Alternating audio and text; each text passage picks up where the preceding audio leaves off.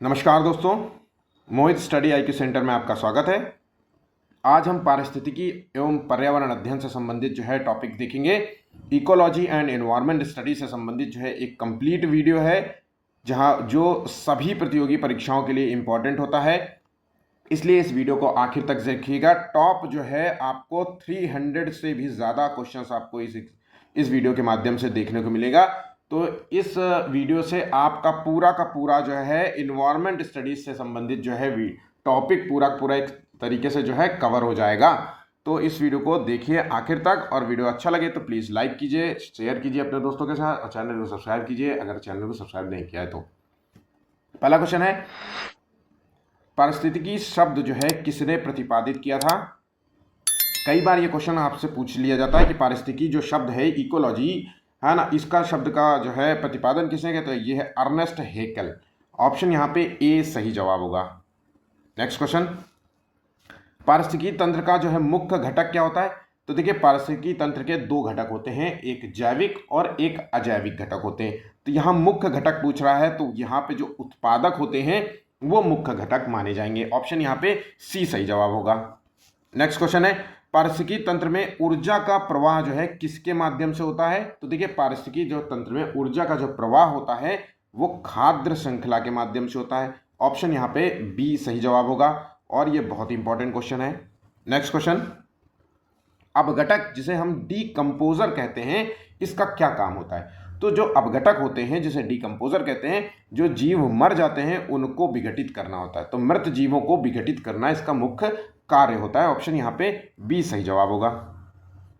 कौन सा पारिस्थितिकी तंत्र सबसे बड़ा होता है। तो जो सबसे बड़ा पारिस्थितिकी तंत्र है इन चार ऑप्शंस में, तो ऑप्शन यहाँ पे होगा महासागर।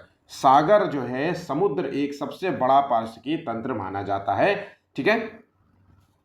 नेक्स्ट क्वेश्चन, जैव भू रासायनिक चक्र का उदाहरण क्या है। तो जैव भू रासायनिक तत्व का चक्र का उदाहरण है वो है ऑप्शन यहाँ पे छठवें का ऑप्शन होगा कार्बन चक्र।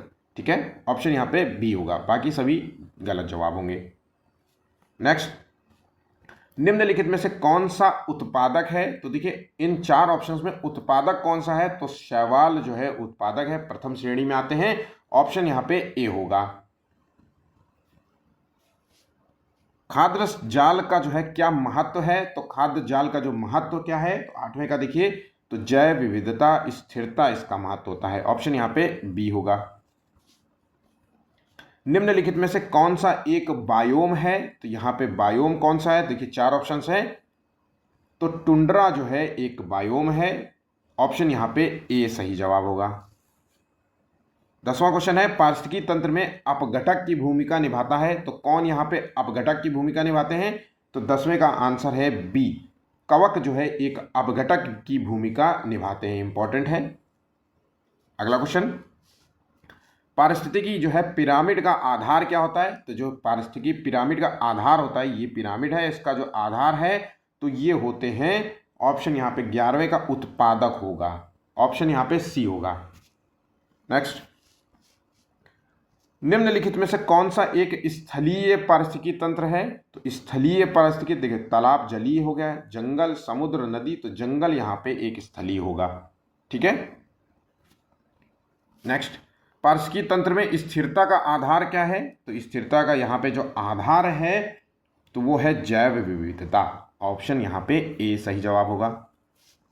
नेक्स्ट क्वेश्चन है, कौन सा एक प्राकृतिक पारिस्थितिकी तंत्र है। तो देखिए, प्राकृतिक है तो खेत प्राकृतिक नहीं है, जंगल बगीचा बनाया वो मनुष्य द्वारा बनाया, तालाब भी कृत्रिम है। यहाँ पे जंगल एक प्राकृतिक पारिस्थितिकी तंत्र माना जाएगा। ऑप्शन यहाँ पे बी होगा सही जवाब। नेक्स्ट, पारिस्थितिकी उत्तराधिकार का अंतिम चरण क्या होता है। तो देखिए, प्राथमिक चरण में मैंने आपको बताया था कि उत्पादक होते हैं, तो अंतिम चरण क्या होगा। तो अंतिम चरण को हम चरम समुदाय कहते हैं। ऑप्शन यहाँ पे बी होगा।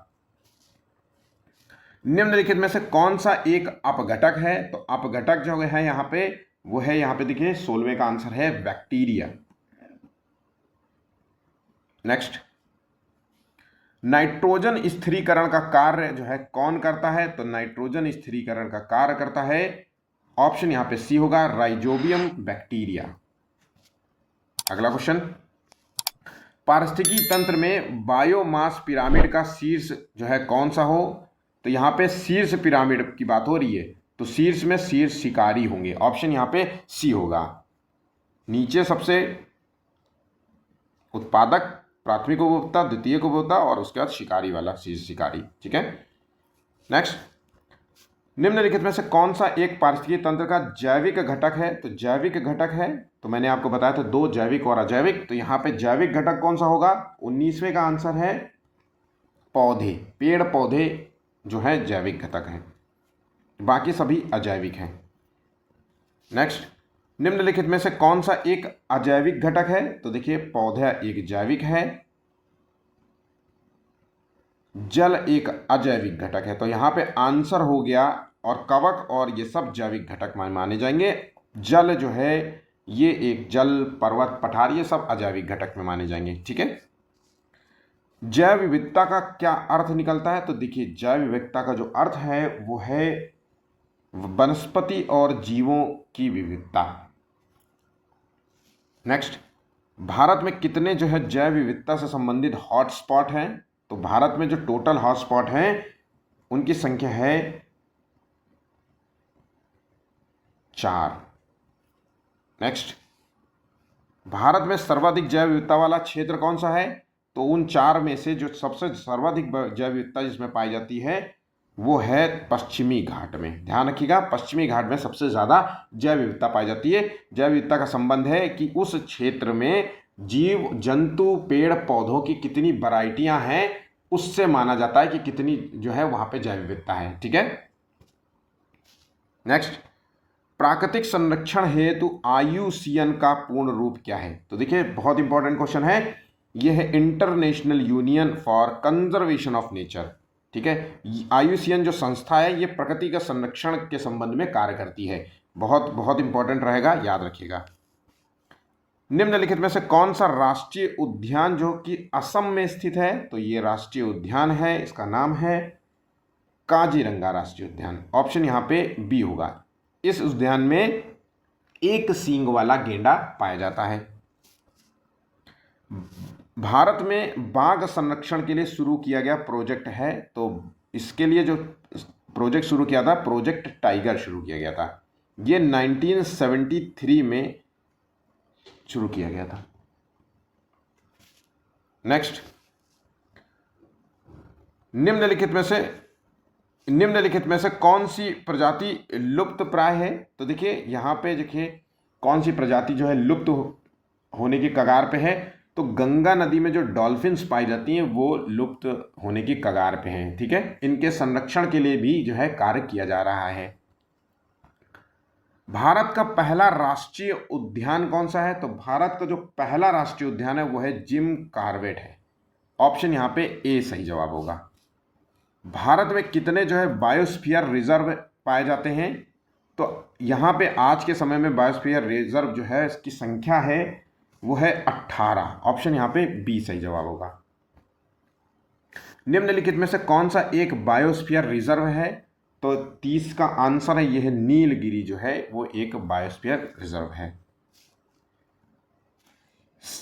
साइट्स का संबंध किससे है? तो देखिए, साइट्स जो है एक संस्था है, इसका संबंध है लुप्त प्राय प्रजातियों का व्यापार रोकने के संबंध में। ऑप्शन यहाँ पे बी सही जवाब होगा। भारत में एक सींग वाला गेंडा कहाँ पाया जाता है? तो मैंने अभी आपको बताया था काजीरंगा में पाया जाता है। ये कहाँ पे है? तो ये असम राज्य में स्थित है। एक बार इन सभी प्रश्नों को आप तैयार कर लेते हैं तो आपका जो है मोस्टली जो है पर्यावरण अध्ययन के संबंध में पूछे जाने वाले क्वेश्चंस कवर हो जाएंगे। मैंने टॉपिक टू टॉपिक जो है पूरे क्वेश्चंस दिए हैं, 300 से भी ज़्यादा क्वेश्चंस हैं। तो आप उसको तैयार करिए, इन सारे क्वेश्चंस को, इनके नोट्स बनाइए और रिवीजन करते रहिए। आगे बढ़ जाते हैं अगले क्वेश्चन की ओर। भारत में वृक्ष मित्र जो है के रूप में किसे जाना जाता है? तो वृक्ष मित्र के रूप में सुंदरलाल बहुगुणा को वृक्ष मित्र के रूप में जाना जाता है। इन्होंने कौन सा आंदोलन किया था? इन्होंने चिपको आंदोलन किया था उत्तराखंड में। 33 का बी। किसे वनों की माता कहा जाता है? तो वनों की माता जो कहा जाता है वो है अमृता देवी का। ऑप्शन यहाँ पे डी सही जवाब होगा। निम्नलिखित में से कौन सा एक संरक्षित क्षेत्र है? तो संरक्षित क्षेत्र है तो 35वें का ए होगा। वन्य जीव अभयारण्य जो है ये एक संरक्षित क्षेत्र है ना। चलिए नेक्स्ट। निम्नलिखित में से कौन सा प्रोजेक्ट जो है हाथी संरक्षण के लिए है? तो प्रोजेक्ट एलिफेंट जो है हाथी संरक्षण के लिए जो है चलाया गया था। सुंदरबन जो है राष्ट्रीय उद्यान किसके लिए प्रसिद्ध है? तो सुंदरबन राष्ट्रीय उद्यान जो है ये बंगाल टाइगर के लिए प्रसिद्ध है। और ये बंगाल टाइगर जो है भारत में पश्चिम बंगाल में पाए जाते हैं। अगला क्वेश्चन, जैव विविधता का अर्थ है। तो जैव विविधता का क्या अर्थ है? तो यहाँ प्रजातियों की विविधता से इसका संबंध है। ऑप्शन यहाँ पे ए सही जवाब होगा। निम्नलिखित में से कौन सा एक मैंग्रोव क्षेत्र है? तो यहाँ पे सुंदरबन जो है एक मैंग्रोव क्षेत्र माना जाता है। ऑप्शन यहाँ पे ए सही जवाब होगा। भारत में कितने जो है टोटल बायोस्फीयर रिजर्व है? तो इनकी संख्या 18 है। ऑप्शन यहाँ पे ए होगा, बी होगा सॉरी, ठीक है। बाघ प्रोजेक्ट जो है कब शुरू किया गया था? तो ये 1973 में शुरू किया गया था। बहुत बहुत इंपॉर्टेंट है। पश्चिमी घाट को हॉटस्पॉट का दर्जा दिया गया है, वो किस वर्ष दिया गया था? तो टोटल हॉटस्पॉट है 4, जिसमें से प्रमुख है एक पश्चिमी घाट। तो यहाँ पे 42वें का जो आंसर है वो है 1999 में। जैव विविधता दिवस प्रतिवर्ष कब मनाया जाता है? तो जैव विविधता दिवस हर साल जो है ये मनाया जाता है 22 मई को। वन्य जीव सप्ताह भारत में जो है कब मनाया जाता है? तो ये मनाया जाता है 1 से 7 अक्टूबर के बीच में। 44वें का बी। निम्नलिखित में से कौन सा पक्षी जो है लुप्त प्राय हो चुका है? तो इन 4 ऑप्शंस में ये पक्षी जो है लुप्त प्राय है। ग्रेट इंडियन बस्टर्ड, याद कर लीजिएगा, इस पक्षी का नाम आपको याद रखना है क्योंकि एग्जाम में कई बार ये पूछा गया है। जैव विविधता संरक्षण का एक तरीका क्या है? तो देखिए जैव विविधता संरक्षण को किस तरीके से बचाया जा सकता है? तो यहाँ पे संरक्षित क्षेत्रों की स्थापना की जाए। ऑप्शन यहाँ पे बी सही जवाब होगा। नेक्स्ट है, भारत में बायोस्फीयर रिजर्व की स्थापना किसके द्वारा की जाती है? तो ये जो रिजर्व की स्थापना है जो टोटल 18 है, तो इनकी स्थापना जो है पर्यावरण मंत्रालय द्वारा की जाती है। ऑप्शन ए होगा। निम्नलिखित में से कौन सा एक विश्व धरोहर स्थल है? तो यहाँ पे विश्व धरोहर स्थल माना जाता है वो है काजीरंगा नेशनल पार्क, ठीक है। भारत में शेर मुख्य रूप से कहाँ पाए जाते हैं? तो ये शेर जो हैं ये गिर राष्ट्रीय उद्यान में पाए जाते हैं। ये कहाँ पे है? तो ये गुजरात में है, ठीक है। कौन सा संगठन जो है वन्य जीवों की रक्षा के लिए काम करता है? तो ये संगठन है WWF।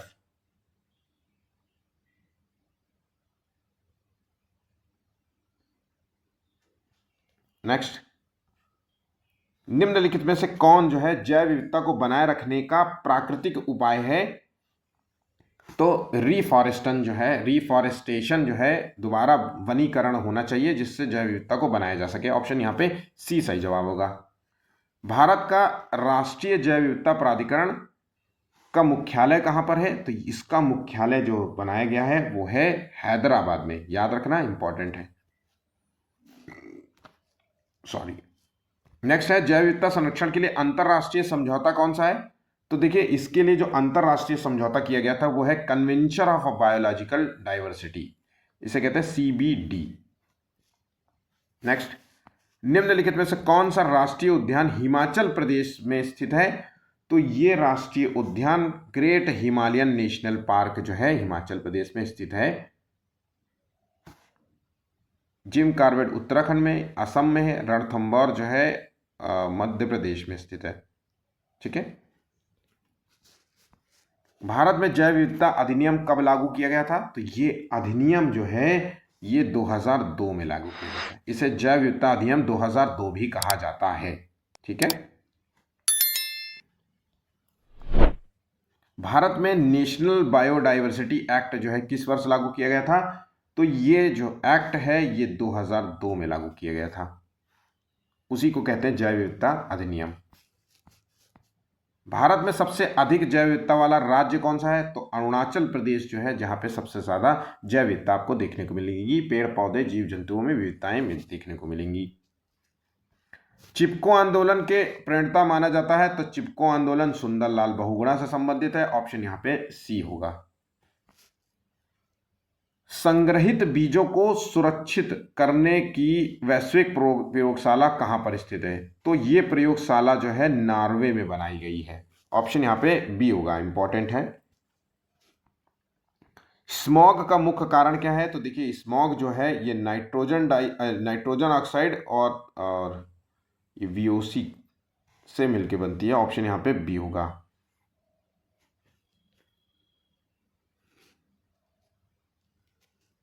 स्मॉग शब्द बनता है स्मोक और फॉग से। स्मोक मतलब धुआं और फॉग मतलब कोहरा। तो जब दो धुआं और कोहरा मिलते हैं तब ये स्मॉग बनता है। निम्नलिखित में से कौन सा वायु प्रदूषक है? तो वायु को प्रदूषित करने में कार्बन मोनोऑक्साइड सबसे ऊपर स्तर पे माना जाएगा। और ये किससे निकलता है? तो ये कार से जो है निकलने वाला धुआं है सामान्यतः। कार्बन मोनोऑक्साइड गैस का मुख्य स्रोत क्या है? तो यहां पे 63 का आंसर है वाहन का धुआं।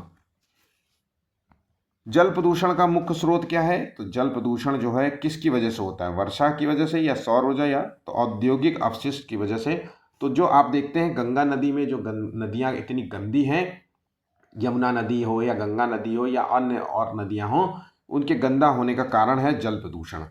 ये जो जो उनके आसपास जो औद्योगिक जो है कंपनियां लगी हुई हैं, कारखाने लगे हुए हैं, उससे निकलने वाला गंदा अवशिष्ट पदार्थ जो पानी जल हो ये सब जो है उसी में छोड़ दिया जाता है। ठीक है।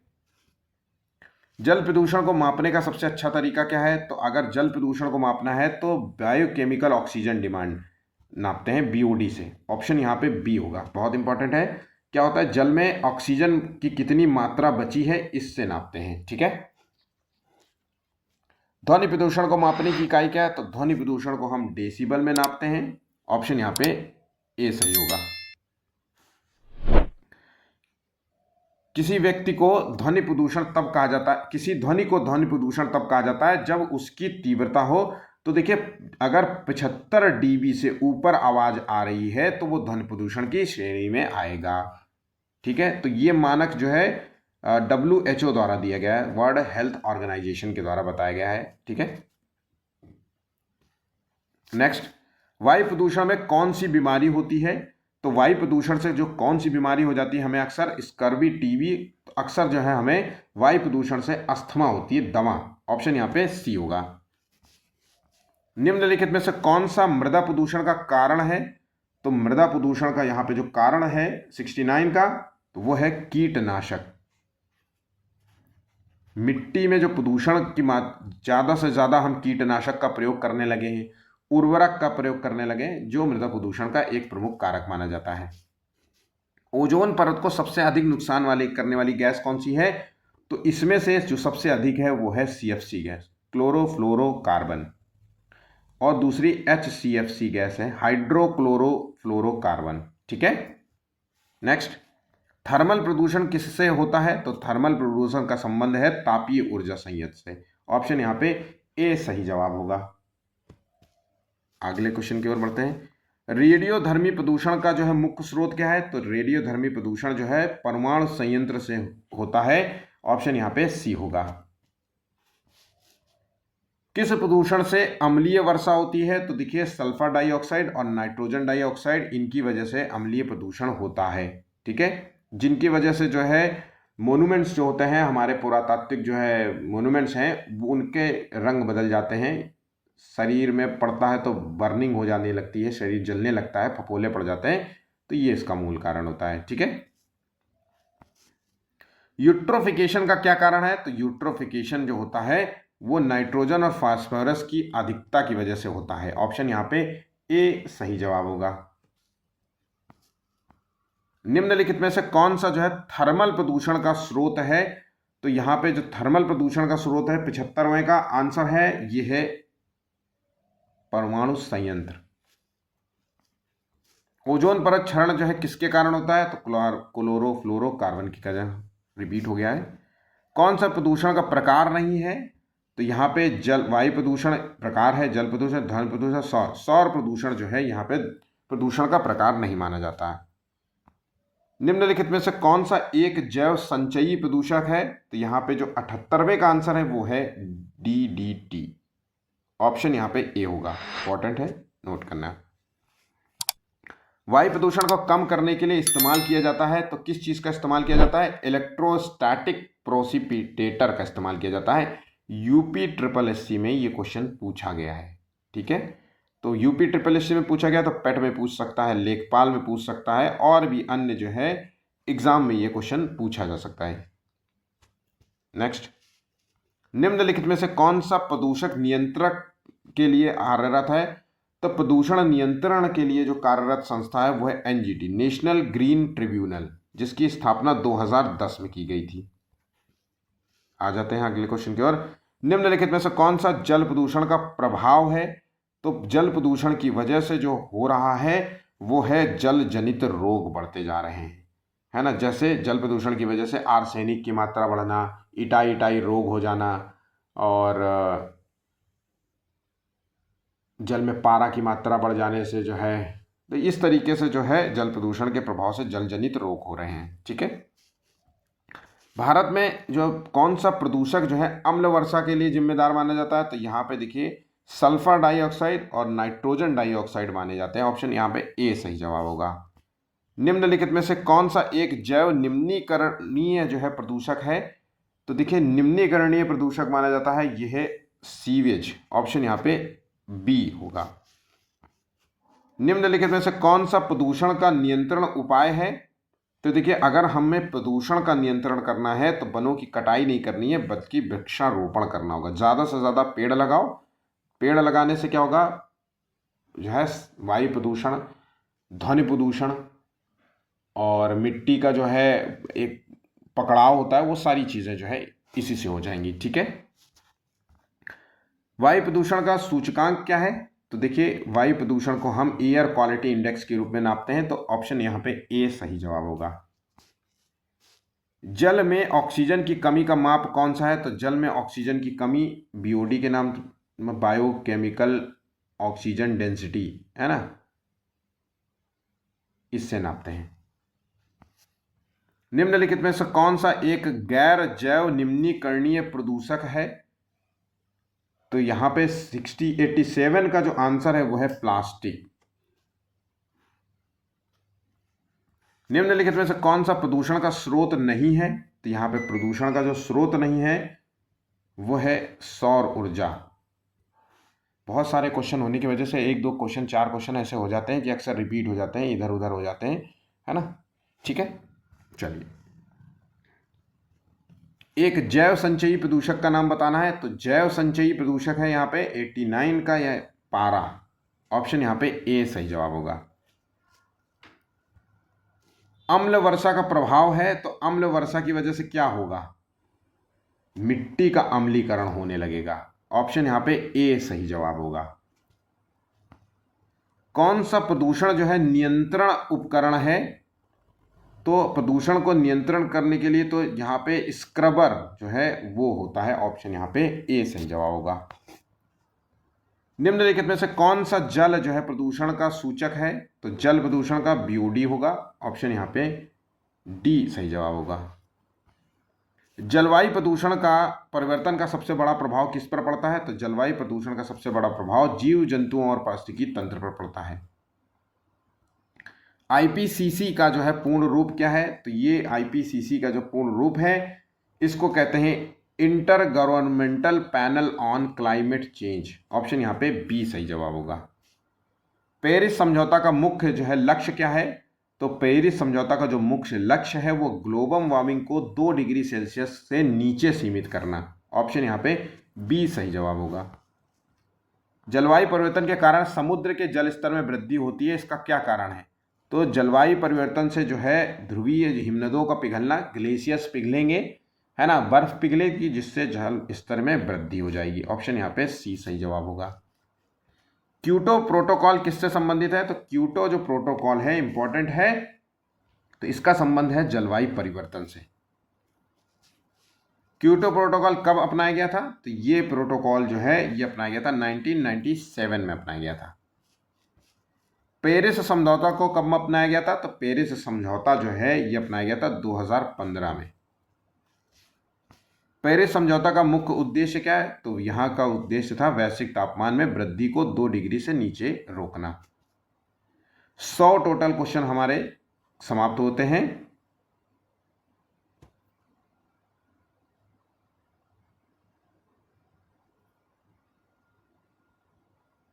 नेक्स्ट क्वेश्चन, भारत में राष्ट्रीय सौर मिशन किसके अंतर्गत आता है? तो राष्ट्रीय सौर मिशन जो है ये आता है NAPCC संस्था के अंतर्गत आता है। ऑप्शन यहाँ पे सी सही जवाब होगा।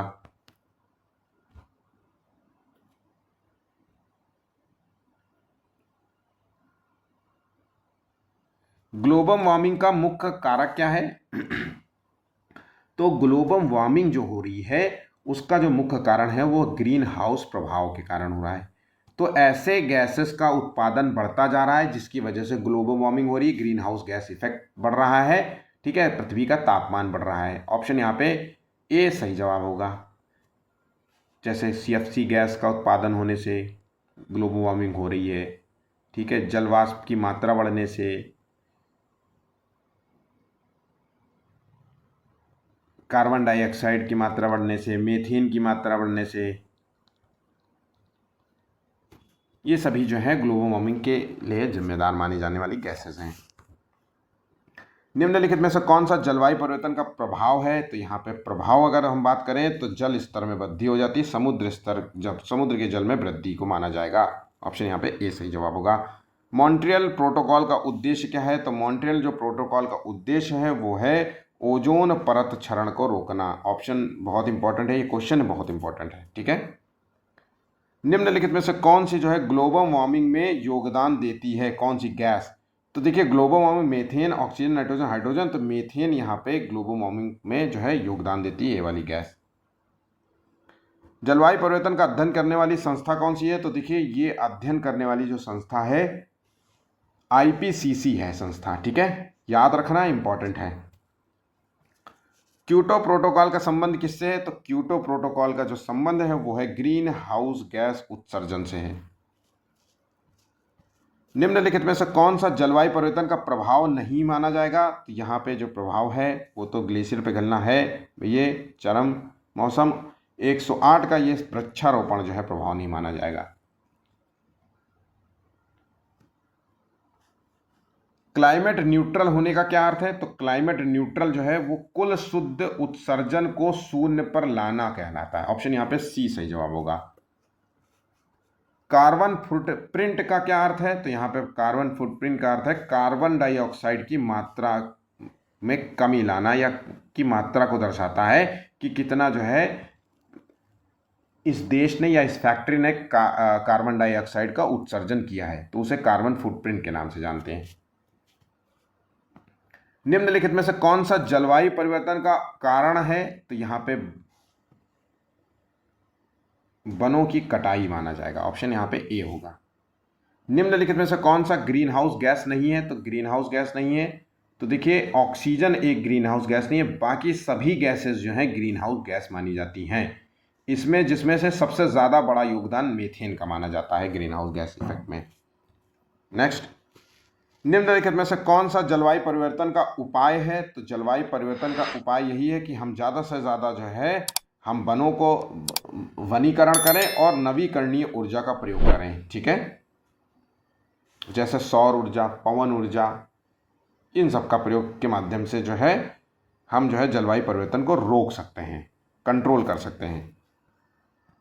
निम्नलिखित में से कौन सा जलवायु परिवर्तन का प्रभाव है? तो यहाँ पे वही चीज़ है, आंसर बार बार बहुत बार रिपीट हो गया है, सूखा है। ऑप्शन दूसरे हैं, ठीक है। देखिए जलवायु परिवर्तन से जो है वर्षा की मात्रा में गिरावट आती है जिसकी वजह से सूखा होता है, ठीक है, ऑप्शंस डिफरेंट है।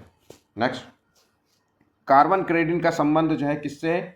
तो ये कार्बन उत्सर्जन में कमी करना। ऑप्शन यहाँ पे ए सही जवाब होगा।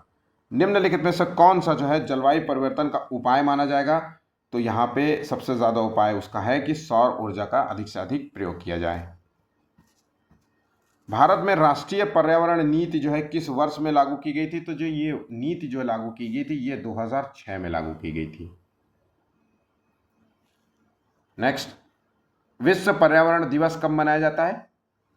तो ये 5 जून को हर साल मनाया जाता है। भारत में पर्यावरण संरक्षण अधिनियम कब लागू किया गया था? तो पर्यावरण संरक्षण अधिनियम भारत में 1986 में लागू किया था। इंपॉर्टेंट है, मोस्ट इंपॉर्टेंट है।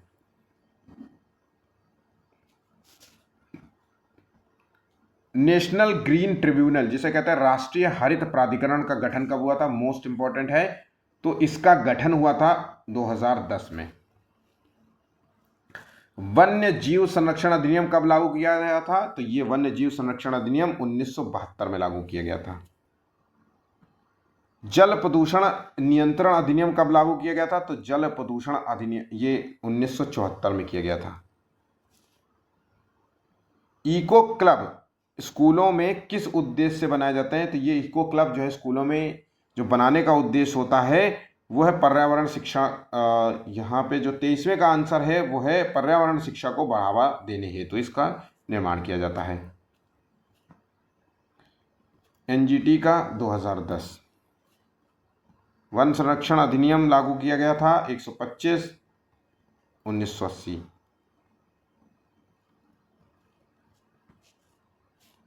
कौन सा पर्यावरणीय समझौता है? तो ये पेरिस समझौता को पर्यावरण समझौता के रूप में जाना जाता है। राष्ट्रीय हरित प्राधिकरण अधिकरण 2010 में जिसका एनजीटी नेशनल ग्रीन ट्रिब्यूनल का मुख्य उद्देश्य क्या है? तो ये पर्यावरणीय मामलों का निपटारा करना है। तो जब दो राज्यों के मध्य जो है पर्यावरणीय मुद्दों के संबंध में जो है कोई जो है हो जाता है कि ये पॉल्यूशन ज़्यादा फैला रहे हैं या पानी को गंदा कर रहे हैं, इस तरीके के कुछ भी हो सकता है, तो ऐसे सिचुएशन में एनजीटी ही इसका जो है निर्णय करती है। ठीक है। भारत में वायु प्रदूषण नियंत्रण अधिनियम कब लागू किया गया था? तो वायु प्रदूषण अधिनियम जो है ये लागू किया था 1981 में।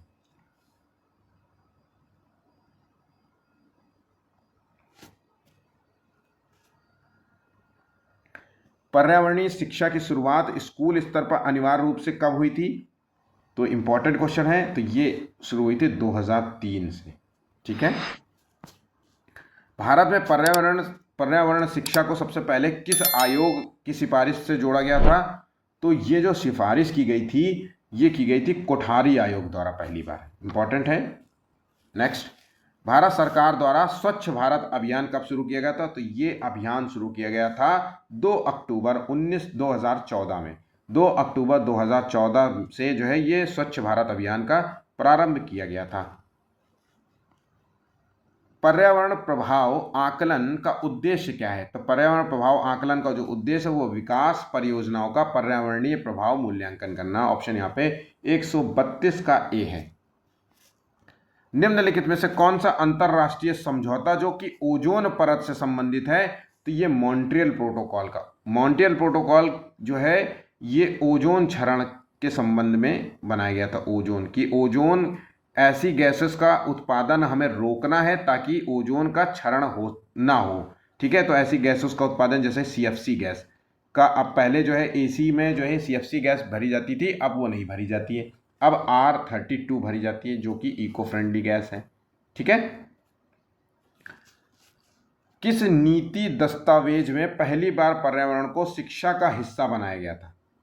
तो 134 की अगर हम बात करें तो ये टिफिन रिपोर्ट 1977 में जो है पहली रिपोर्ट दी गई थी जिसको शिक्षा का हिस्सा बनाया जा रहा था पर्यावरण को।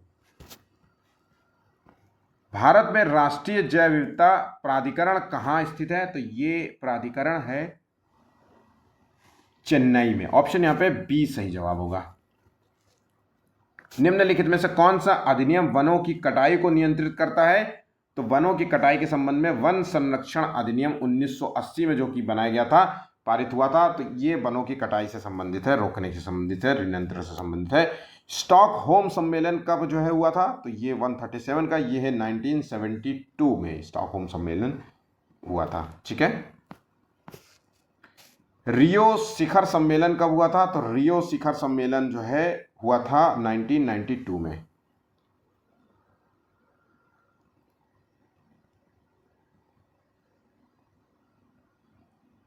निम्नलिखित में से कौन सा पर्यावरण मंत्रालय का कार्यक्रम है? तो यहाँ पे पर्यावरण मंत्रालय का जो कार्यक्रम है वो है नमामि गंगे। कौन सा अधिनियम जल प्रदूषण से संबंधित है? तो जल प्रदूषण से संबंधित है वो है जल प्रदूषण नियंत्रण अधिनियम 1974। क्वेश्चन यहीं से पूछे जाएंगे, तो ध्यान रखिएगा, इनको तैयार करना है, नोट्स बनाना है। पर्यावरण में पर्यावरण मंत्रालय की स्थापना, भारत में पर्यावरण मंत्रालय की स्थापना कब हुई थी? तो भारत में पहले पर्यावरण मंत्रालय की स्थापना नहीं हुई थी, फिर 1985 में इसकी स्थापना की गई थी पहली बार। ठीक है, तो ऑप्शन यहाँ पे बी होगा। बहुत इंपॉर्टेंट क्वेश्चन है, यूपी SSS समीक्षा अधिकारी जैसे एग्जाम में ये पूछा जा चुका है। निम्नलिखित में से कौन सा समझौता सतत विकास से संबंधित है? तो देखिए ये क्वेश्चन आ चुका है, और ये रियो शिखर सम्मेलन। ठीक है, ऑप्शन ए। निम्नलिखित में से कौन सा अधिनियम वायु प्रदूषण से संबंधित है? तो वायु प्रदूषण अधिनियम होगा, ऑप्शन यहाँ पे ए होगा। नेक्स्ट, निम्नलिखित में से कौन सा नवीकरणीय ऊर्जा स्रोत है? तो नवीकरणीय ऊर्जा स्रोत, तो यहाँ पे 144 का जो कभी खत्म ना होने वाले स्रोत हैं, तो ये है सौर ऊर्जा। ठीक है, जो पॉल्यूशन नहीं करते, प्रदूषण नहीं करते, या फिर कह लीजिए बिल्कुल ना के बराबर होता है। ठीक है, ऑप्शन यहाँ पे बी होगा। नवीकरणीय संसाधनों का सबसे बड़ा लाभ क्या है? तो इन संसाधनों का सबसे बड़ा लाभ ये होता है कि ये कभी समाप्त नहीं होते। सूर्य जब तक रहेगा, जब तक सूर्य में सूरज की रोशनी रहेगी, तब तक ये जो है ऊर्जा हमें इससे मिलती रहेगी। निम्नलिखित में से कौन सा गैर नवीकरणीय संसाधन है? तो गैर नवीकरणीय जो एक समय के बाद समाप्त हो जाएंगे, तो 146 का कोयला। कौन सा नवीकरणीय संसाधन है? तो वही देखिए, यूरेनियम, पेट्रोल, पवन ऊर्जा एक नवीकरणीय संसाधन है। नेक्स्ट, कौन सा स्रोत जो है, कौन सा ऊर्जा स्रोत स्वच्छ है? स्वच्छ, तो कोयला स्वच्छ नहीं है, पेट्रोल भी नहीं है, डीजल भी नहीं है। सौर ऊर्जा एक स्वच्छ ऊर्जा का स्रोत माना जाता है, जिससे के माध्यम से प्रदूषण, या फिर हम कह लीजिए कि ना के बराबर प्रदूषण होता है। हालांकि सौर ऊर्जा से भी प्रदूषण होता है, क्योंकि सौर ऊर्जा में यूज करने वाली जो प्लेटें होती हैं, उन प्लेटों में जो है इलेक्ट्रॉनिक कचरा जो है उत्पन्न होने के जो है चांसेस रहते हैं। इलेक्ट्रॉनिक, क्योंकि 20 साल के बाद, तो इतनी लंबे ड्यूरेशन के बाद जो है ये कचरा निकलता है, इसलिए हम इसको सबसे ज़्यादा जो है स्वच्छ ऊर्जा का स्रोत के रूप में देखते हैं। पर पेट्रोल जो है वो तो तुरंत बर्न होता जा रहा है, बढ़ता जा रहा है। तो ठीक है, भारत का पहला सौर ऊर्जा पार्क कहाँ पे बनाया गया था? तो ये पहला जो सौर ऊर्जा पार्क है ये बनाया गया था गुजरात में। कौन सा जो है गैर नवीकरणीय ऊर्जा स्रोत है? तो गैर नवीकरणीय ऊर्जा स्रोत है वो है प्राकृतिक गैस।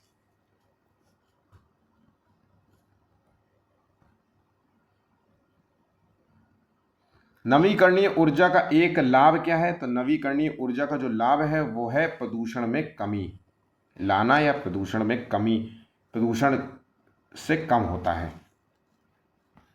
भारत का सबसे बड़ा जल विद्युत परियोजना कौन सा है? तो भाखड़ा नांगल जो है जल विद्युत परियोजना सबसे बड़ी परियोजना मानी जाती है। भारत का जो सौर मिशन है, राष्ट्रीय सौर मिशन, ये से कब शुरू किया गया था? तो ये 2010 में शुरू किया गया था। बायोगैस का जो है मुख्य घटक क्या है? तो बायोगैस का जो मुख्य घटक है वो है मीथेन। गोबर गैस भी कहते हैं इसे। गोबर को एक चैम्बर में बंद कर दिया जाता है पानी डाल करके, तो धीरे धीरे धीरे धीरे उसमें गैस बनने लगती है, और वो गैस होती है मीथेन, जो कि एक ज्वलनशील गैस है। भारत में सौर मिशन का नाम क्या रखा गया है? तो सौर मिशन का जो नाम रखा गया था वो है राष्ट्रीय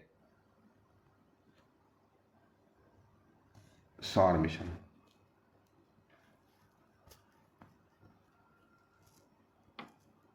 कौन सा नवीकरणीय ऊर्जा स्रोत है? तो बायोमास, कोयला नहीं, ये भी नहीं, तो बायोमास होगा। ठीक है, जितना ज़्यादा मीथेन, गोबर गैस का प्रयोग करके मीथेन गैस का उत्पादन कीजिए, और जो है घरेलू लोग उसके से खाना ना बनाइए। निम्नलिखित में से कौन सा ऊर्जा स्रोत जीवाश्म ईंधन है? तो पेट्रोल जो है हमें जीवाश्म ईंधन से प्राप्त होता है। ऑप्शन यहाँ पे बी सही जवाब होगा। नवीकरणीय ऊर्जा का एकमात्र उदाहरण है, तो यहाँ पे नवीकरणीय ऊर्जा का है, तो यहाँ पे देखिए ऑप्शन है जल विद्युत। कौन सा ऊर्जा स्रोत प्रदूषण मुक्त है? सौर ऊर्जा। कौन सा नवीकरणीय संसाधन है? जल। कौन सा गैर नवीकरणीय संसाधन है? कोयला। ऑप्शन यहां पे सी सही जवाब होगा। कोयला किस प्रकार का संसाधन माना जाता है? तो ये एक गैर अक्षय संसाधन है। ऑप्शन यहां पे सी सही जवाब होगा। निम्नलिखित में से कौन नवीकरणीय संसाधन है? तो नवीकरणीय जो संसाधन माना जाता है वो है प्राकृतिक गैस, गैर नवीकरणीय। नवीकरणीय ऊर्जा का उपयोग करने का एक कारण है, तो नवीकरणीय ऊर्जा का उपयोग करने का कारण यह है 164 का यह है पर्यावरण संरक्षण। पेट्रोलियम को और क्या कहा जाता है? तो इसे हम काला सोना के नाम से जानते हैं। ऑप्शन यहां पे ए सही जवाब होगा। निम्नलिखित में से कौन सा ऊर्जा स्रोत है? तो ऊर्जा का जो स्रोत है वो है बायोमास। ठीक है, ऑप्शन यहां पे ए सही जवाब होगा। निम्नलिखित में से कौन सा नवीकरणीय ऊर्जा स्रोत है? तो यहां पे 167 का है ज्वारीय ऊर्जा को हम नवीकरणीय ऊर्जा स्रोत के बारे में जानते हैं, रूप में जानते हैं। हर एक नवीकरणीय ऊर्जा स्रोत के बारे में आपको एक लाइन से लिखना होगा। नोट्स ऐसे ही बनाते हैं, फिर गैर नवीकरणीय के बारे में लिखिए एक लाइन से, फिर उसको याद करिए। ठीक है, क्वेश्चंस आपको कराए जा रहे हैं ताकि आप जो है सोचें, समझें और अपना तर्क करें और अपना याद करें और अपना पेपर सॉल्व करें अगर जो बच्चों को आता है। ठीक है, गैर नवीकरणीय संसाधनों से क्या प्रभाव पड़ता है? तो देखिए इसका प्रभाव पड़ता है प्रदूषण एक तो बढ़ता है और संसाधनों का क्षरण भी होता है। ठीक है, निम्नलिखित में से कौन सा जीवाश्म ईंधन नहीं है? तो कोयला एक जीवाश्म ईंधन से प्राप्त होता है, पेट्रोलियम हमें उससे भी प्राप्त होता है, प्राकृतिक गैस भी प्राप्त होता है। ये पवन ऊर्जा जो है या सौर ऊर्जा या सूर्य ऊर्जा कुछ भी कह लीजिए, ये सब जो है जीवाश्म ईंधन का उदाहरण नहीं माने जाते हैं। निम्नलिखित में से कौन सा ऊर्जा स्रोत जो है प्रदूषण का कारण है? तो ऑब्वियसली देखिए कोयला जो है वो प्रदूषण का कारण माना जाता है। नवीकरणीय ऊर्जा स्रोत है, तो यहां पे 171वें का आंसर है भूतापीय ऊर्जा। अब आ जाते हैं अगले पॉइंट्स की ओर। सतत विकास का मुख्य उद्देश्य क्या होता है? तो देखिए सतत विकास होता है पर्यावरण संतुलन के साथ जो है विकास करना। ठीक है, ताकि संसाधनों का अधिक से अधिक दोहन ना हो, संसाधन का दोहन उतना ही किया जाए जितनी की हमें जरूरत है। उन संसाधनों को हमें आगे के पीढ़ियों को भी देना है। सतत विकास की अवधारणा सबसे पहले किस रिपोर्ट में की गई थी? तो ये 173 जो आंसर है ये है ब्रंटलैंड रिपोर्ट। ऑप्शन यहां पे बी सही जवाब होगा। सतत विकास के लिए जो रिपोर्ट तैयार की गई थी वो ब्रंटलैंड रिपोर्ट थी। इंपॉर्टेंट है, नोट कर लेना। सतत विकास को मापने का एक संकेत है, तो ये संकेत क्या है? तो 174 का SDI है। ब्रंटलैंड रिपोर्ट का दूसरा नाम क्या है? तो इसको हम अवर कॉमन फ्यूचर के नाम से भी जानते हैं। ये रिपोर्ट तैयार की गई थी सतत विकास के संबंध में। ठीक है, सतत विकास के तहत जो है कितने लक्ष्य दिए गए थे? तो 176 के तहत आंसर है 17 लक्ष्य। बहुत अच्छा क्वेश्चन है, इंपॉर्टेंट भी है। निम्नलिखित में से कौन सा लक्ष्य जो है सतत विकास का लक्ष्य का भाग नहीं है? तो देखिए भुखमरी को समाप्त करना ये सतत विकास के अंतर्गत आता है। गुणवत्तापूर्ण शिक्षा सतत विकास के अंतर्गत आता है। जलवायु कार्यवाही आता है। अंतरिक्ष अनुसंधान इसके अंतर्गत नहीं आता, मतलब इसका भाग नहीं है। भारत का सतत विकास का लक्ष्य जो है सूचकांक कौन जारी करता है? तो ये सूचकांक जारी करता है नीति आयोग। ध्यान रखिएगा, नीति आयोग द्वारा ये जारी किया जाता है। सतत विकास के 3 प्रमुख स्तंभ कौन से हैं? तो देखिए 3 प्रमुख स्तंभ हैं 179 का, आर्थिक, सामाजिक और पर्यावरणीय स्तंभ। ठीक है, भारत में सतत विकास के लक्ष्यों को लागू करने की जिम्मेदारी किस संस्था की होती है? तो ये जिम्मेदारी नीति आयोग की होती है। निम्नलिखित में से कौन सा हरित प्रौद्योगिकी का उदाहरण है? तो यहां पे हरित प्रौद्योगिकी का उदाहरण 181 का सौर पैनल। ठीक है।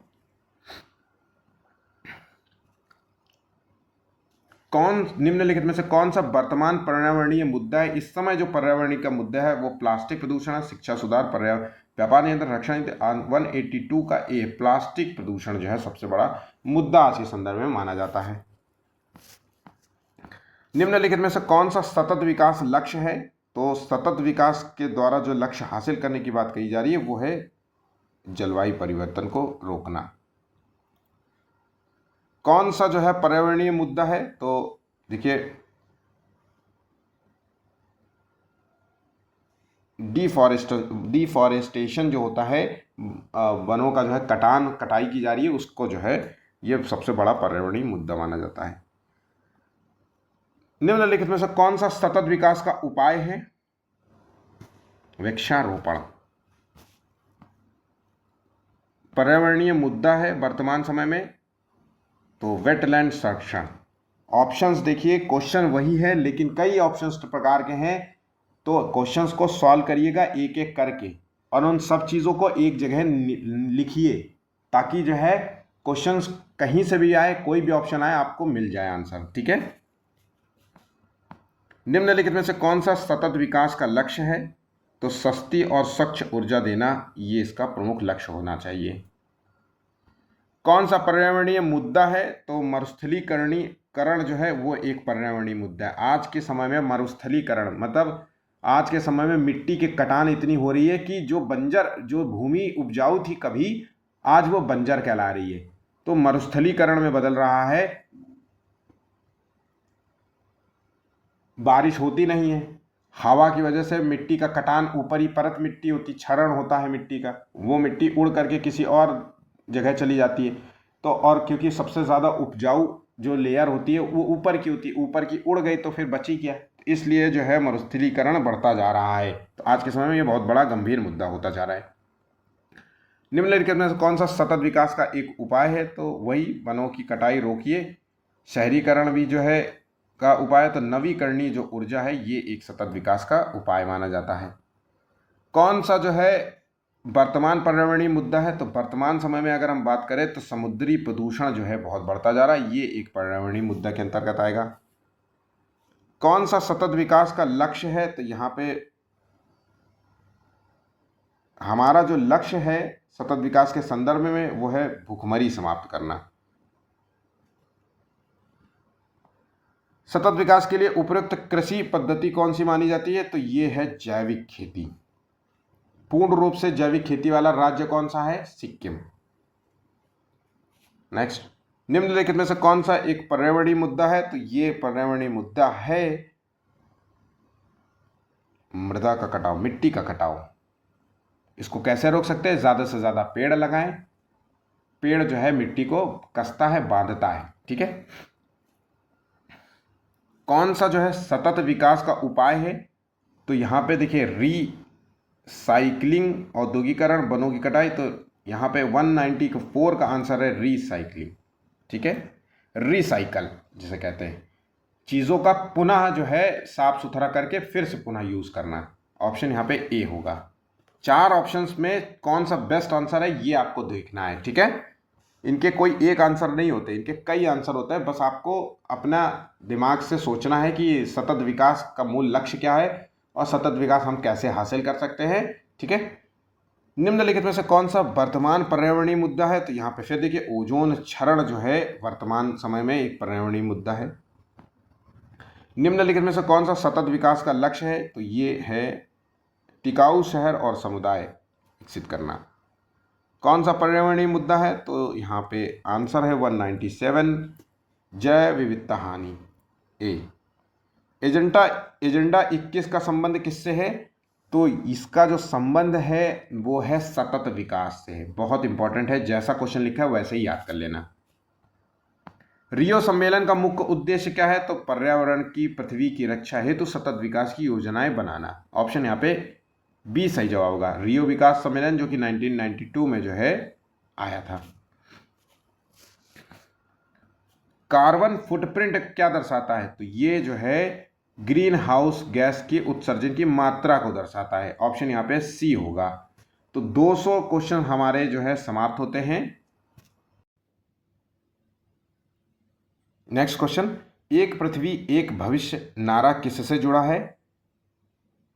तो ये है पर्यावरण संरक्षण अभियान से जुड़ा हुआ नारा है। ऑप्शन यहाँ पे सी सही जवाब होगा।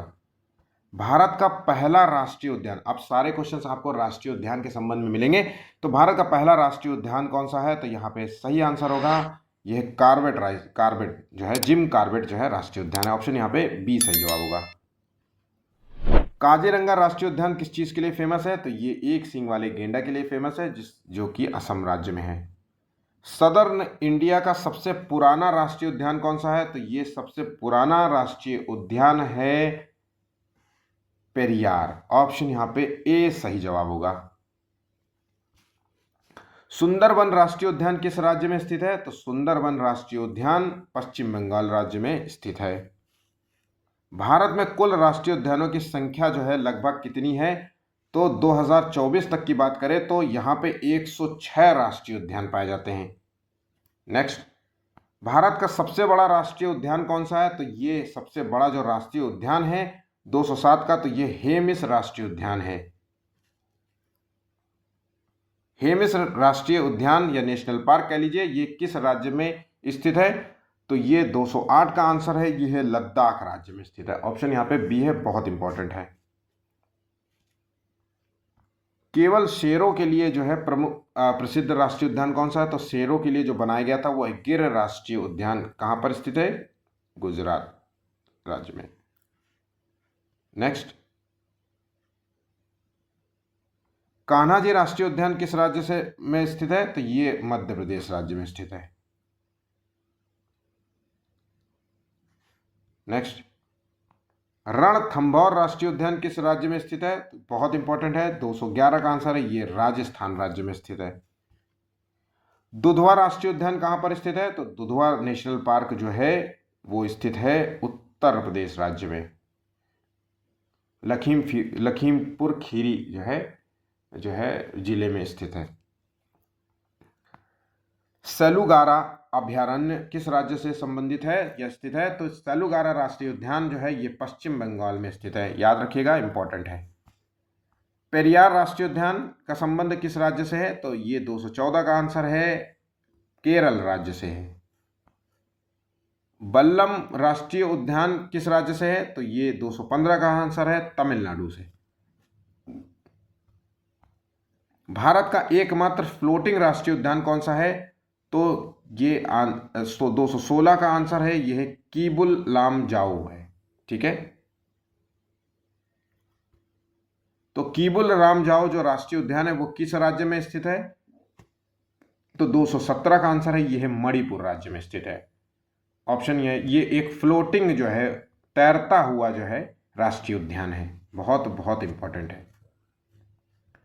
काजीरंगा राष्ट्रीय उद्यान किस नदी के किनारे स्थित है? तो काजीरंगा जो राष्ट्रीय उद्यान है वो ब्रह्मपुत्र नदी के किनारे स्थित है, और ब्रह्मपुत्र नदी जो कि असम राज्य से होकर जाती है, और असम में ये है काजीरंगा नदी, एक सींग वाले गेंडे के लिए भी फेमस है।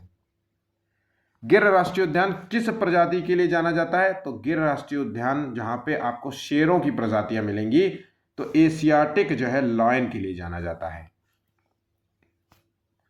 बेला वदर ब्लैक बग अभयारण्य किस राज्य से संबंधित है? तो 220 का आंसर है, गुजरात। ध्यान रखिएगा, गुजरात। ब्लैक बक जो है, ये हिरन जो है, ये आपको राजस्थान और गुजरात दोनों में पाए जाते हैं। तो यहाँ पे बेला वदर ब्लैक बग अभयारण्य है, वो है गुजरात में। ठीक है,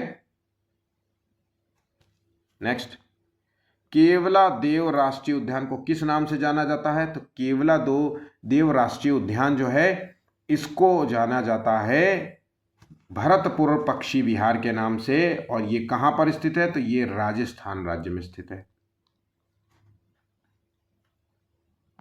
राजाजी राष्ट्रीय उद्यान किस राज्य से संबंधित है? तो राजाजी जो है ये नेशनल पार्क है उत्तराखंड में।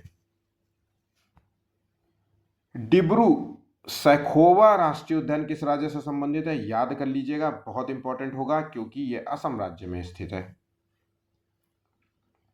पन्ना राष्ट्रीय उद्यान कहाँ पर है?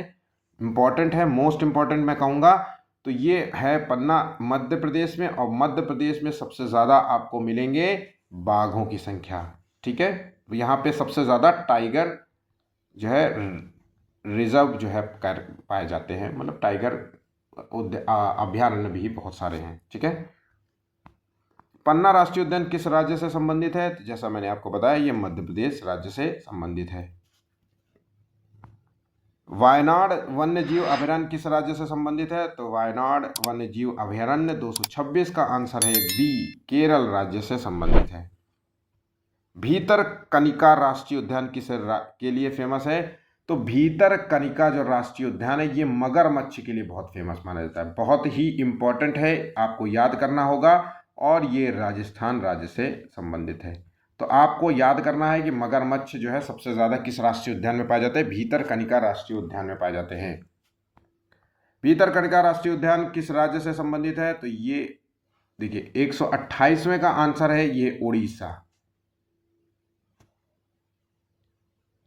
उड़ीसा, राजस्थान, ठीक है, मैं गलत बता दिया था, यहां पे आंसर है ऑप्शन बी। ठीक है, सतपुड़ा राष्ट्रीय उद्यान किस राज्य से संबंधित है? तो सतपुड़ा राष्ट्रीय उद्यान ये संबंधित है मध्य प्रदेश से।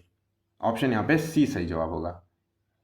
पलामू टाइगर रिजर्व कहां है? तो पलामू टाइगर रिजर्व झारखंड में। ऑप्शन यहां पे ए सही जवाब होगा। नामदफा राष्ट्रीय उद्यान कहां पर स्थित है? तो नामदफा राष्ट्रीय उद्यान अरुणाचल प्रदेश में स्थित है। एक बार ये क्वेश्चन आपसे पूछा गया था मेरे समय में, तो मैंने इस क्वेश्चन को पता नहीं ऐसे ही याद कर लिया था कि दफा हो जा अरुणाचल प्रदेश से, चीन तू दफा हो जा अरुणाचल प्रदेश से। तो इस तरीके से मैंने याद किया था।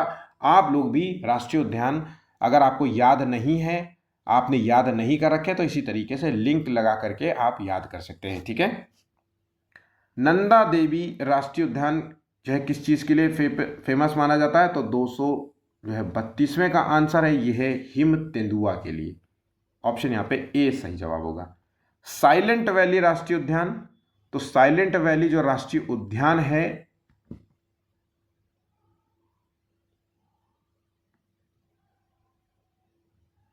केरल में। ऑप्शन यहाँ पे बी होगा।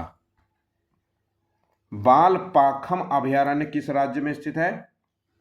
तो 134वें का आंसर है ये है आंध्र प्रदेश में। ऑप्शन यहाँ पे सी सही जवाब होगा। भारत का पहला मरीन समुद्री राष्ट्रीय उद्यान कहां पर स्थित है? तो यह है गुजरात में। पहला समुद्री राष्ट्रीय उद्यान बहुत इंपॉर्टेंट है। अंजा पक्षी अभयारण्य कहां पर स्थित है? तो 236 का, ये केरल में स्थित है। इंपॉर्टेंट है, याद कर लेना। मुकुर्ती राष्ट्रीय उद्यान किस राज्य में स्थित है? मुकुर्ती जो है राष्ट्रीय उद्यान है यह है तमिलनाडु में। सिंचाई अभयारण्य किस राज्य में स्थित है? तो सिंचाई अभयारण्य जो है ये स्थित है राजस्थान में। ऑप्शन यहां पे डी सही जवाब होगा। भारत का एकमात्र गोल्डन टाइगर किस पार्क में देखा गया है? तो 139 का ये बांधवगढ़ में देखा गया है। ऑप्शन यहाँ पे बी सही जवाब होगा। वन्य जीव सप्ताह भारत में कब मनाया जाता है? तो 240 का ए, 1 से 7 अक्टूबर के बीच में ये मनाया जाता है। टाइगर रिजर्व की निगरानी रखने वाली कौन सी संस्था है? तो ये संस्था है 241 का NTCA। अगला क्वेश्चन, बाघ परियोजना की शुरुआत कब की गई थी? तो 1973 में इसकी परियोजना की शुरुआत की गई थी। बाघ परियोजना की शुरुआत में भारत के किस प्रधानमंत्री के काल में हुई थी? तो ये जो काल था 1973, ये इंदिरा गांधी का काल था। 243 का जो आंसर है ऑप्शन यहाँ पे बी सही जवाब होगा। हाथी परियोजना की शुरुआत कब हुई थी? तो ये परियोजना जो शुरू की गई थी तो 1992 में इसकी शुरुआत की गई थी। भारत में हाथी रिजर्व को कौन सा अधिनियम संरक्षण देता है? तो हाथी रिजर्व को हाथियों के संरक्षण के लिए जो काम करता है 245, ये है वन जीव संरक्षण अधिनियम 1972।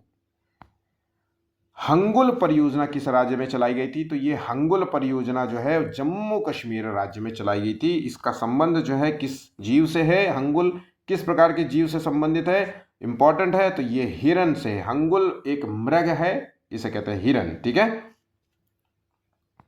गिद्ध परियोजना जो है भारत में कब शुरू की गई थी? तो 248 का जो आंसर है ये है 2006 में शुरू की गई थी। ये परियोजना तब शुरू की गई थी जब गिद्धों की जो है संख्या घटती जा रही थी। तो गिद्धों की घटती संख्या का प्रमुख कारण क्या था? तो ये डाइक्लोफेनेक जो दवा थी, ये इसकी वजह से जो है गिद्धों की संख्या कम हो रही थी। ये दवा जो है सामान्यतः दुधारू पशुओं को ली जाती थी, दुधारू पशुओं को दी जाने वाली दवा थी और दुधारू पशुओं के दर्द निवारक दवा होती थी, जिसकी वजह से जब बाद में ये जानवर मर जाते थे तो यही जो है गिद्ध जो है इनको खाते थे, इन्हीं जानवरों को, मरे हुए जानवरों को। तो इनसे धीरे धीरे इनका इम्यूनिटी सिस्टम बिगड़ने लगा और धीरे धीरे कोई गंभीर रोग जो है हो जाता था या तो वो जो है सामान्यतः प्रजनन क्षमता इनकी गिर जाती थी। बहुत सारे रीजंस की वजह से ये कम, तो ये इसका उत्पादन बंद हो चुका है। कस्तूरी मृग संरक्षण जो है परियोजना कहाँ से शुरू की गई थी? तो ये कस्तूरी मृग संरक्षण परियोजना ये उत्तराखंड से शुरू की गई थी। ठीक है, ऑप्शन यहाँ पे ए होगा। भारत में किस जीव के संरक्षण के लिए लाल पांडा परियोजना शुरू की गई थी? तो ऑब्वियसली लाल पांडा का नाम दिया गया तो लाल पांडा ही होंगे। ऑप्शन यहाँ पे बी सही जवाब होगा। लाल पांडा जो है भारत में किस राज्य में अधिकतर पाए जाते हैं? तो ये आपको याद रखना है। तो लाल पांडा जो है वो सिक्किम राज्य में पाए जाते हैं। कछुआ संरक्षण परियोजना का आरंभ किस नदी से तट से होता है? तो देखिए कछुआ संरक्षण के लिए जो नदी के तट से होता है तो ये है 253 का, ये है गंगा नदी। ऑप्शन यहाँ पे बी है। घड़ियाल प्रजनन परियोजना किस उद्देश्य से शुरू की गई थी? तो घड़ियालों की विलुप्त होती प्रजातियों को बचाने के लिए जो है ये शुरू की गई थी। तो इस संरक्षण केंद्र का कहाँ पर स्थित है? तो ये जो घड़ियालों का संरक्षण केंद्र है 255 का, ये है चंबल नदी। ठीक है। गंगा एक्शन प्लान की शुरुआत कब की गई थी? तो 256 का है, यह है 1985। बहुत इंपॉर्टेंट होगा। गंगा को राष्ट्रीय नदी कब घोषित किया गया था? तो नदियों के संबंध में अगर हम बात करें तो गंगा नदी को 2008 में राष्ट्रीय नदी घोषित किया गया था। ठीक है। एपिको आंदोलन किससे संबंधित है? तो ये संबंधित है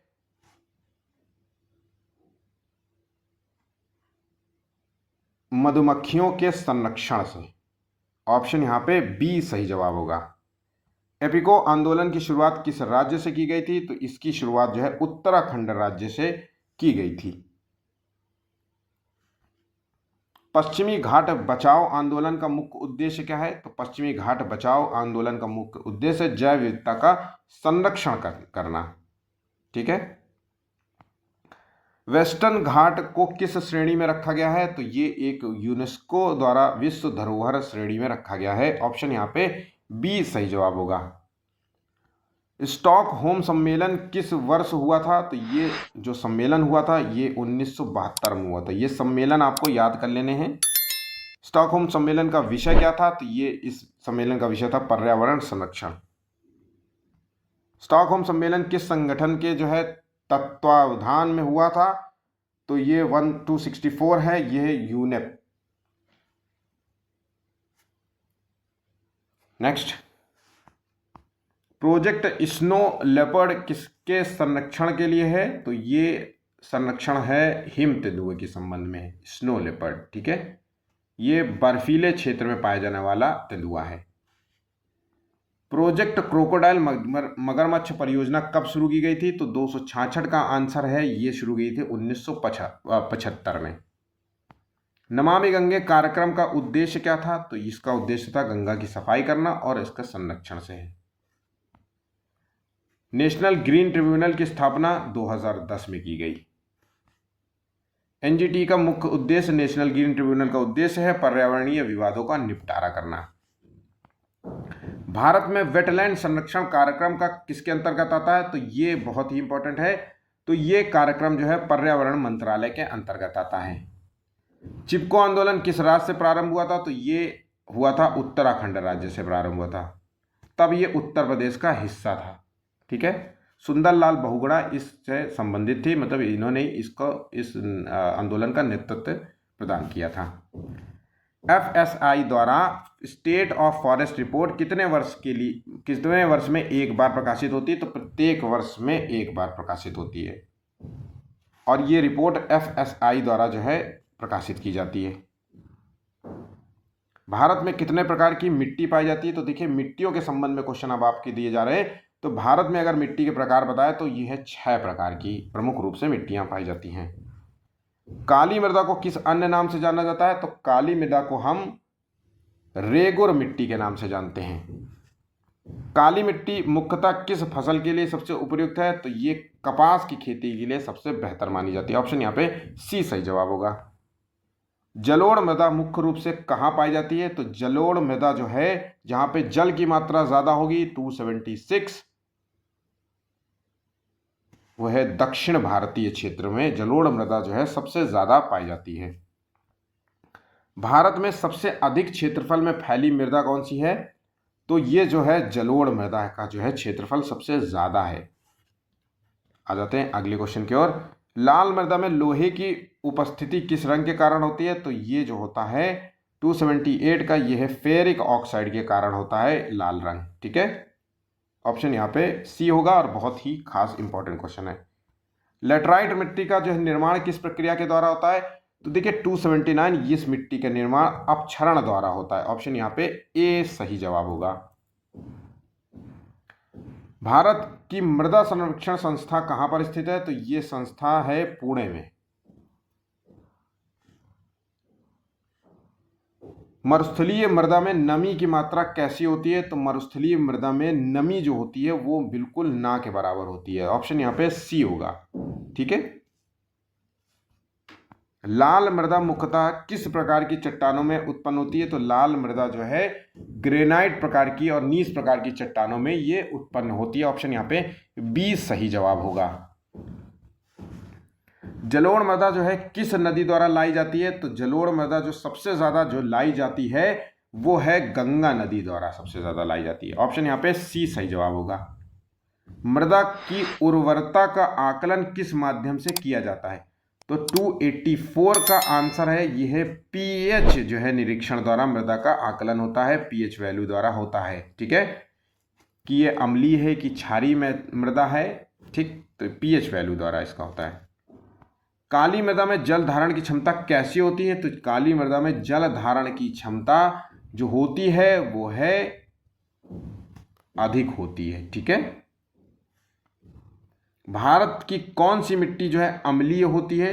तो भारत की जो मिट्टी है वो सबसे ज्यादा अम्लीय होती है, वो है लेटराइट मिट्टी। ऑप्शन यहाँ पे सी सही जवाब होगा। भूक्षरण का मुख्य कारण क्या है? तो जो भूक्षरण होता है उसका मुख्य कारण है वनों की अत्यधिक कटाई की वजह से भूक्षरण होता है। मतलब मिट्टी का जो है ऊपरी वाली परत का लेयर बाय लेयर उड़ना। ठीक है, तो वन की कटाई करोगे तो मिट्टी का पकड़ाव कम होगा, और फिर हवा की वजह से जो है ये परत दर परत इरोजन होता रहता है। सबसे ज़्यादा खतरनाक इरोजन यही होता है, ये पूरी मिट्टी की उर्वरा शक्ति को कमज़ोर कर देता है। मृदा अपरदन को रोकने के लिए सबसे उपयुक्त उपाय यही है कि सबसे ज़्यादा वृक्षारोपण करो। ठीक है, ऑप्शन यहाँ पे सी सही जवाब होगा। किस मिट्टी में कैल्शियम की मात्रा सबसे ज़्यादा होती है? तो 289 जो है ये काली मिट्टी में कैल्शियम की मात्रा सबसे ज़्यादा होती है। पीएच स्केल पर शुद्ध जो है मृदा का पीएच कितना होता है? तो यहाँ पे जो है मृदा का पीएच वैल्यू होती है 7। भारत की कौन सी मिट्टी जो है क्षारीय प्रकृति की होती है, प्रवृत्ति की होती है? तो यहाँ पे 291 ये है मरुस्थलीय प्रकृति की जो मिट्टी होती है वो क्षारीय होती है। मिट्टी में नाइट्रोजन की मात्रा बढ़ने से कौन सी फसल उपयोगी होगी? तो मिट्टी में अगर नाइट्रोजन की मात्रा ज़्यादा है तो उसमें जो है दाल उगवाइए, दलहन उगाने से जो है आपको फायदा होगा। मृदा सॉइल को किस अन्य नाम से जानते हैं? बहुत ही इंपॉर्टेंट है। तो देखिए सॉइल साइंस को हम पेडोलॉजी के नाम से जानते हैं, पेडोलॉजी के नाम से। ठीक है, तो ऑप्शन यहाँ पे 293 का सी होगा। मिट्टी के सबसे महीन कण को हम क्या कहते हैं? तो मिट्टी के जो सबसे महीन कण होता है उसको मृत्तिका कहते हैं। ठीक है, 294 का सी। मृतिका को हम शायद क्ले कहते हैं इंग्लिश में, क्ले मिट्टी होती है ना। आ जाते हैं अगले क्वेश्चन की ओर। मृदा में सबसे बड़ा कण क्या होता है? तो मृदा में अगर सबसे बड़ा कण बात करें तो 295 का यहाँ पे बालू है, ठीक है। नेक्स्ट, मिट्टी की संरचना में किसका अनुपात सबसे कम होता है? तो यहाँ पे जो है वो जीवांश का सबसे अनुपात कम होता है। जीवों के अंश का यहाँ पे कम रोल होता है, कम होते ही है, ठीक है। ह्यूमस किसका स्रोत होता है? तो ह्यूमस जो है वो जीवों के अवशेष जो मिट्टी में दबे रह जाते हैं और जब वो मिट्टी निकाली जाती है ह्यूमस, वो उसी को कहते हैं ह्यूमस, ठीक है। तो ऑप्शन यहाँ पे 297 का बी माना जाएगा। जलोढ़ मिट्टी का निर्माण किस प्रक्रिया द्वारा होता है? तो जलोढ़ मिट्टी का जो निर्माण होता है वो नदी द्वारा निक्षेपण द्वारा होता है, ठीक है। सबसे ज्यादा जलोढ़ मिट्टी किस नदी से होती है? तो वो है गंगा नदी। भारत में क्षरण जिसे कहते हैं इरोजन में सर्वाधिक प्रभावित क्षेत्र कौन सा है? तो सबसे ज्यादा अगर हम प्रभावित की बात करें तो राजस्थान सबसे ज्यादा है, क्योंकि पेड़ यहाँ पे है नहीं, बारिश यहाँ पे होती नहीं है, रेन यहाँ पे होता नहीं है, तो जिसकी वजह से क्षरण बहुत अधिक होता है, मरुस्थलीकरण बढ़ता ही जा रहा है। किस मिट्टी में फास्फोरस की कमी आमतौर पर पाई जाती है? तो फास्फोरस की कमी जो है लाल मिट्टी में पाई जाती है। मिट्टी की उर्वरता बनाए रखने के लिए सबसे उपयुक्त उपाय कौन सा है? तो यहाँ पे सबसे उपयुक्त उपाय है वो है फसल चक्र। फसल चक्र का जो है मतलब एक फसल के बाद दूसरी फसल उगानी चाहिए। जिस मतलब पहली फसल से नाइट्रोजन की कमी है तो दूसरी फसल ऐसी उगाओ जिससे नाइट्रोजन उस मिट्टी से जो है उस फसल से नाइट्रोजन जो है उस मिट्टी में आ जाए, ठीक है।